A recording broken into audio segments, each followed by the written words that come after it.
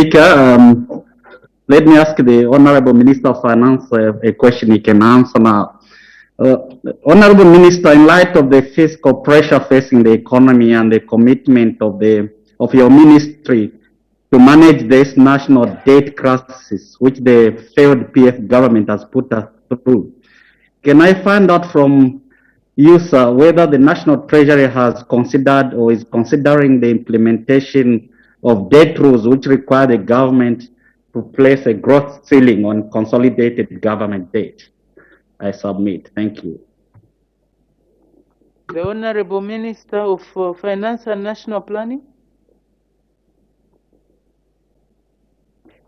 The short answer is yes, Madam Speaker. And I think this is one of the problems that was there before. The Treasury must have a goalkeeper, somebody who says, this is all there is. And if that is missing, especially when this ministry can borrow, that ministry can borrow, that is chaos. But let me reserve all those details for later in the week. Thank you. Honorable Member for Nalolo. Thank you, Madam Speaker, for according me this opportunity to ask a follow-up question. Thank you to the Minister of Finance for that elaborate presentation. I must say, coming from a constituency without a single road, it is very touching to listen to such unsustainable levels of debt. Madam Speaker, my question to the Honorable Minister of Finance is, he mentioned of negative growth in manufacturing and in the retail trade industry. Now, my question is, does the Ministry of Finance in the new Dawn government, or is the Ministry of Finance in the new Dawn government improving mechanisms on taxation on the informal sector? Just to clarify, Honorable Minister, I say this or ask this because the informal sector constitutes over 80% of the labor force in this country. Obviously, it is expected that there are revenue leakages. For example, trade via the Kasumbalesa border. What mechanisms is the ministry putting in place to close down on revenue leakages in the informal sector? And since taxation in the informal sector was introduced in the year 2004, what sort of position are we at as of today? I submit. Thank you very much. The Honorable Minister of Finance and National Planning.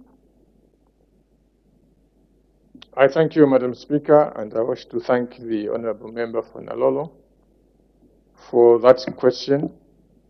And indeed, I sympathize with him that in spite of the huge debt mountain, his constituency, just like mine, not even a gravel road. So we need to address those imbalances.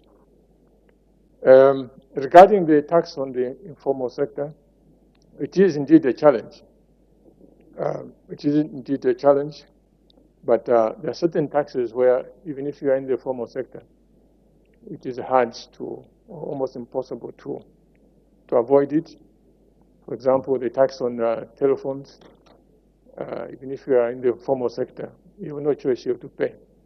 So the challenge is always how do you calibrate these taxes in such a way that you can capture even people in the informal sector without incurring huge expenses.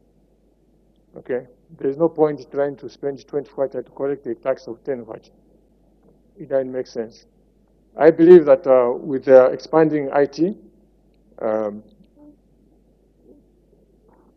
gradually we should be seeing main taxes even catching those who are in the informal sector. Madam Speaker, thank you.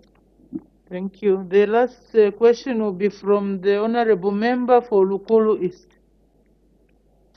Thank you very much, Madam Speaker.